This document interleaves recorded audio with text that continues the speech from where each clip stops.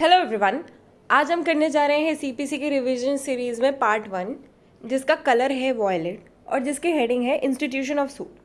तो institution of suit से पहले हम बिफोर इंस्टीट्यूशन ऑफ सूट्स के बारे में पढ़ेंगे।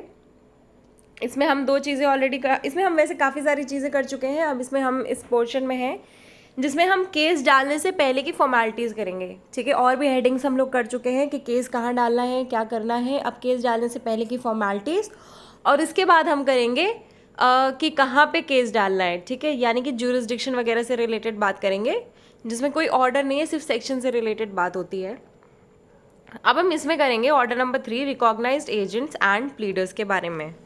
ऑर्डर नंबर 3 में 6 रूल्स आते हैं रिकॉग्नाइज एजेंट्स एंड प्लीडर्स से रिलेटेड। बिकॉज देखो, इस ऑर्डर की इंपॉर्टेंस जो है ये है कि जब आप केस करने जा रहे हो, देखो ऑर्डर नंबर 1 में पार्टीज हो गई डिसाइड, ऑर्डर नंबर 2 में ये आ रहा है कि आप फ्रेम करना है सूट, पर ऑर्डर नंबर 3 में अचानक से आपको पता चलता है कि अरे दैया आपको सूट ही फ्रेम करना नहीं आता है, तो उसके लिए आप क्या करोगे, प्लीडर अपॉइंट करोगे। तो उससे रिलेटेड है एजेंट्स और प्लीडर्स।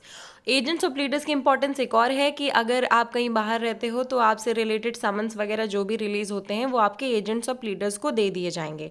अब हम स्टार्ट करते हैं इसके रूल से। रूल नंबर 1 बात करता है अपेयरेंस वगैरह जो भी होगा रिकॉग्नाइज एजेंट्स या फिर प्लीडर्स के द्वारा, तो उसमें यही बस इतना ही दिया गया है। बट इसका प्रोविजो ये है कि any such appearance shall if the court so direct be made by the party in person. अगर कोर्ट बोलता है कि तुम्हें ही आना है हमारे सामने, हम अब तुम्हारे अगुआ भगवा काम नहीं चलाएंगे, तो फिर आपको जाना पड़ेगा। नेक्स्ट इसके बाद रूल 2 में बात होती है रिकॉग्नाइज एजेंट्स के बारे में। ठीक है, अब रिकॉग्नाइज एजेंट्स कौन होते हैं? वो लोग होते हैं जिनको क्या किया गया है, पावर ऑफ अटॉर्नी के से ऑथराइज किया गया है। ठीक है, एक इंसान है, उसके पास क्या है, पावर ऑफ अटॉर्नी है, वो ऑथराइज कर रहा है कि वो एजेंट को अपॉइंट कर सके। ठीक है, नेक्स्ट इसके बाद क्या है, अगर कोई इंसान बी वाले में है कि कोई इंसान ट्रेड या फिर बिजनेस किसी और जगह पे, sorry, for and in the name of parties, ठीक है, not resident with in the local limits of the jurisdiction of the court, वहाँ पे कर रहा है, तो उससे रिलेटेड क्या हो जाएगा, in matters connected with such trade और business only where no agent is expressly authorise to make and do such appearances application and acts, तो जो इंसान वर्क कर रहा है उसको ऑथराइज एजेंट मान लिया जाएगा। नेक्स्ट इसके बाद रूल 3 में बात होती है service of process on recognise agents. जो रिकॉग्नाइज एजेंट्स है उन पे सर्विस ऑफ प्रोसेस क्या होगी, 1 पे लिखा हुआ है इफेक्चुअल, ऑब्वियसली इफेक्चुअल होगी, और सेकंड पे क्या लिखा हुआ है, provisions for the service of process on a party is equals to recognise agents to a suit. Party भी जैसे है पार्टी टू अ सूट, वैसे ही recognise agents to a party to a suit पे सिमिलर हो जाएगा उसका effect. Next इसके बाद थोड़ा बड़ा रूल है, इसमें बात होती है अपॉइंटमेंट ऑफ प्लीडर। ठीक है, अपॉइंटमेंट ऑफ प्लीडर कैसे होगा, प्लीडर कैसे अपॉइंट होगा, एक डॉक्यूमेंट है जिसको साइन करके आप अपॉइंट करोगे और उस डॉक्यूमेंट को क्या करोगे, आप कोर्ट में फाइल कर दोगे। अब देखो, deem to be proceedings in the suit, अब इसके एक्सप्लेनेशन में कुछ डीम प्रोसीडिंग्स है, आप लोग उसको देख लीजिएगा कि कौन कौन सी प्रोसीडिंग्स के लिए आप प्लीडर अपॉइंट करोगे।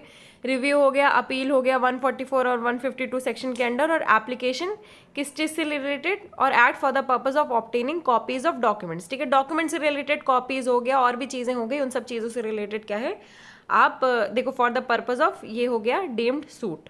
फिर इसके बाद आप सब रूल 3 देख लेना, मैं सब रूल 4 बताती हूँ कि देखो, जहाँ पे भी पर्सन अगर जो है अनेबल है अपना नाम वगैरह लिखने के लिए डॉक्यूमेंट में, जैसे वो प्लीडर अपॉइंट कर रहा है, वो डॉक्यूमेंट जिससे वो प्लीडर अपॉइंट कर रहा है, तो क्या करेगा, वो अटेस्ट कर देगा, जितने भी अटेस्ट कर देगा उस डॉक्यूमेंट्स को खुद से, and in such manner as may be prescribe may be specified by the order. ठीक है, जैसा भी ऑर्डर आता है कि तुम ऐसे ऐसे अटेस्ट कर दो, वैसे वैसे वो अटेस्ट कर देगा। अपॉइंटमेंट हो गया है प्लीडर का। अब प्लीडर क्या करेगा, मेमोरेंडम फाइल करेगा कोर्ट में। ठीक है, मेमोरेंडम ऑफ अपीयरेंस, और उस सब मेमोरेंडम में क्या क्या डालेगा, पार्टीज के नाम, यानी कि दोनों प्लेंटिफ डिफेंडेंट के नाम, फिर इसके बाद वो प्लेंटिफ को रिप्रेजेंट कर रहा है कि किसको रिप्रेजेंट कर रहा है, उसका नाम कर देगा।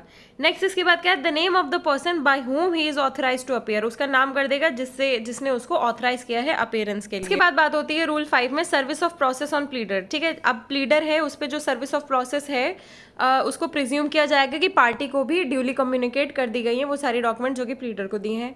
6 में बात होती है एजेंट टू एक्सेप्ट सर्विसेज। अब जो एजेंट है अपॉइंट किया, देखो एजेंट है, ठीक है, अपॉइंटेड एजेंट है, उसको सर्विस जो है एक्सेप्ट करनी होगी। ठीक है, एन अपॉइंटमेंट उसका जो है वो राइटिंग में क्या करना होगा, कोर्ट में फाइल कर देना होगा।